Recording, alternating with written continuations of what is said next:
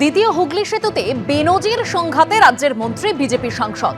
দ্বিতীয় হুগলি সেতুতেই উত্তপ্ত বাদানুবাদ, গালিগালাজ, হামলার অভিযোগ।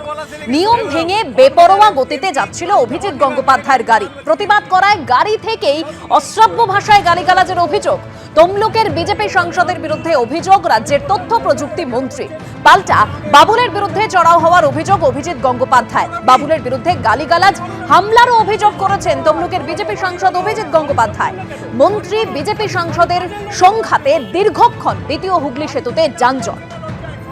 আরে ইনি একজন মিনিস্টার, বাইকের অ্যাক্সিডেন্ট হয়ে গেছিল, তার মধ্যে যে হর্ন বাজাচ্ছেন, সাইরেন বাজাচ্ছেন, যেটা ওনার পারমিশন।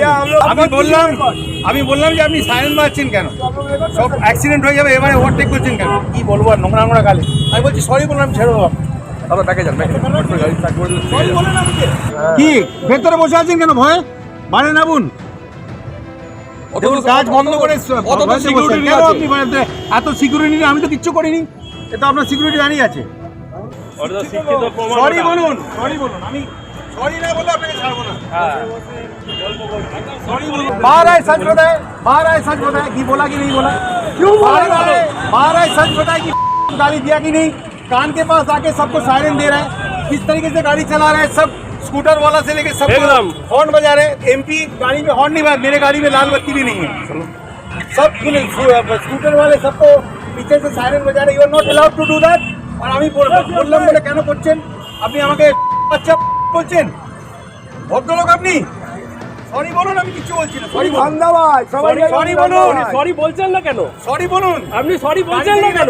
লজ্জায় গাড়ি থেকে নামতে পারছেন না, লজ্জায় সরি বলুন। আরে ইনি একজন মিনিস্টার। এখন শুনলাম সব জায়গায় বলছেন যে বাবুল সুপ্রিয় নাকি মদ্যপ অবস্থায় গাড়ি চালাচ্ছিলেন। সারা বিশ্ব জানে যে বাবুল সুপ্রিয় ড্রিঙ্ক করে না। নিজেই গাড়ি চালাচ্ছিলাম, দেখলাম একটা গাড়ি পেছন থেকে বেশ র্যাশ চালাতে চালাতে প্রচণ্ড জোরে হুটার বাজাতে সবাইকে ওভারটেক করে এদিক ওদিক করতে করতে যাচ্ছে, এবং আমার গাড়িটাও যেভাবে ওভারটেক করলেন তাতে আমি ডান দিকে যেভাবে সরলাম একটা বাইককে মেরে দিতে পারতাম, কারণ সব পাশেই কি যেন বলে ওই ডিভাইডার রেলিংগুলো লাগানো ছিল, কাজেই কোনো কেউ যে সরে যাবে তারও জায়গা ছিল না। তো আমি অবভিয়াসলি একটুখানি এগিয়ে গিয়ে দেখলাম একটা গাড়ি যাচ্ছে এত জোরে হুটার বাজিয়ে, পুলিশের গাড়িও নয় কিছু নয়। তো আমি সাইডে করে জাস্ট ড্রাইভারটাকে জানলাটা খুলে আমি চালাতেই বললাম যে ক্যা চালা রে यार, অ্যাক্সিডেন্ট হয়ে যাবে কেসে হোক। তখন দেখলাম পেছন থেকে ওটা ঝুঁকে ওকে চলো বলে এরকম একটা বলছে, তখন আমি ওকে একটুখানি সাইড করে দিলাম যে আমি নেবে। আমি বললাম যে ভাই এত জোরে হুটার চালাচ্ছ, এত তারা কিসের ব্যাপার, আজকাল অনেক কিছু হচ্ছে, যে আমি কি হয়েছে দিয়ে পেছনে যখন সামনাটি দিয়ে ঘুরছি তখন দেখি বড় করে লেখা এমপি তমলুক, কি অভিজিৎ গাঙ্গুলি ওখানে রয়েছেন। আমি জাস্ট ওনার সঙ্গে আমার কোনো ব্যক্তিগত কোনো কি বলবো কখনো ইন্টারাকশন কখনো হয়নি। জানলাটা খুলে আমি বললাম যে আপনি ড্রাইভারকে বলুন কিরকম, এটাই বলতে চেয়েছিলাম, কিন্তু উনি শুরু থেকেই একদম অ্যাবিউজিভ হয়ে গেলেন। এবং ব্যক্তিগত আক্রমণ তো বটেই, বাংলায় যেরকম গালাগালি দেয় সেটা তো করলেন, উইচ ওয়াজ অ্যাবসলিউটলি আনএক্সপেক্টেড। উনি প্রথম থেকেই বললেন যা করেছি বেশ করেছি, যা করার করে নেই।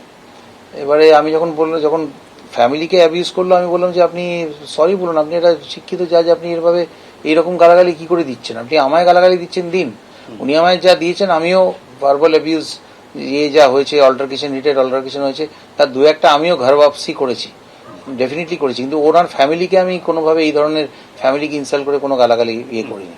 বারবার ভেতর থেকে ঠেট করছেন তুই এখানে দাঁড়া, দেখ তোর আমি কি করি। সিআরপিএফ কে বলছেন ওকে অ্যারেস্ট করো।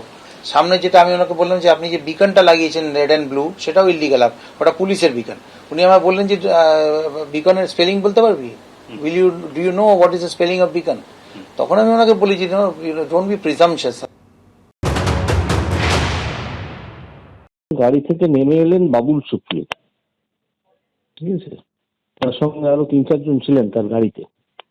বাবুল সুপ্রিয় নেমে এসে অশ্রাব্য ভাষায় গালাগাল দিতে লাগলেন আমাকে, এবং হাত চালালেন, আমার গাড়ির কাজ খোলা ছিল, হাত চালালেন। আমার হাতে যেহেতু একটা মোবাইল ছিল, সেই মোবাইলটা ওনার হাত চালানোয় গাড়ির ভেতর ছিটকে পড়ে খানিকটা খারাপ হয়েছে। আর তারপরে আমার সঙ্গে তো ওয়াই প্লাস ক্যাটেগরির সিকিউরিটিরা থাকেন, তারা ওনাকে আটকান। তো তখন কিছুটা বাকবিতণ্ডা হয়, রাস্তায় উনি জল করে। তো এইসব হওয়ার এটা চলছিল অনেকক্ষণ ধরে। আমাকে বলেন যে আপনাকে সরি বলতে হবে হর্ন বাজানোর জন্য। বললাম আপনাকে কিছুই বলবো না, কিছু বলার প্রশ্ন ওঠে না, আপনাকে বিজেপি থেকে তাড়িয়ে দেওয়া হয়েছে, আপনি এখন তৃণমূলে গিয়ে পা ধরে রাজনীতি করেন, সেটাই করুন এবং প্রয়োজনে আপনাকে আমি অ্যারেস্ট করাবো। তখন তিনি আরো উত্তেজিত হয়ে যান এবং ও তখন লোকজন জড়ো করে লোকজনকে উত্তেজিত করছিল, ইনস্টিগেট করছিল। সুপ্রিয়র একটা বিরাট রাগ আছে যে বহু লোকের চাকরি বিক্রি করেছিল যাদের, ওরা সেই চাকরি গেছে, সেই সব নিয়ে বেশ গালাগাল করলেন আমাকে। তারপর বললেন আপনার গাড়িতে আমি যেতে দেবো না। আমি দেবেন না, আমি দাঁড়িয়ে থাকবো, আপনি দাঁড়িয়ে থাকুন। বাবুল সুপ্রিয় মাতাল অবস্থায় এইসব কাণ্ডগুলো করছিলেন, মাতাল অবস্থায় গাড়ি চালাচ্ছিলেন।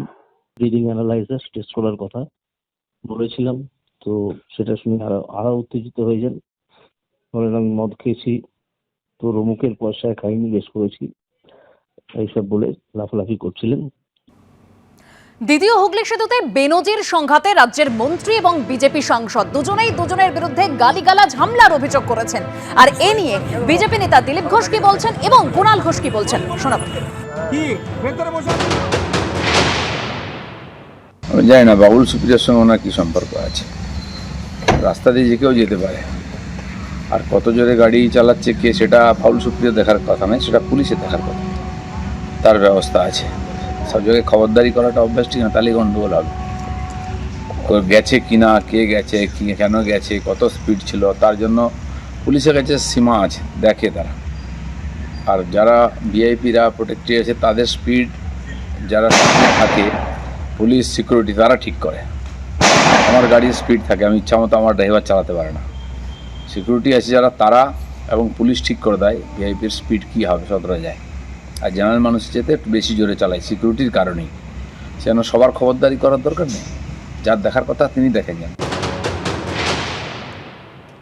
দেখুন, দ্বিতীয় হুগলি সেতুতে যা ঘটেছে তার দুপক্ষের পূর্ণাঙ্গ বয়ান শোনার পর এবং দৃশ্যাবলীর ভিডিও অংশ দেখার পর আমি বাবুল সুপ্রিয়র কোনো দোষ দেখতে পাচ্ছি না।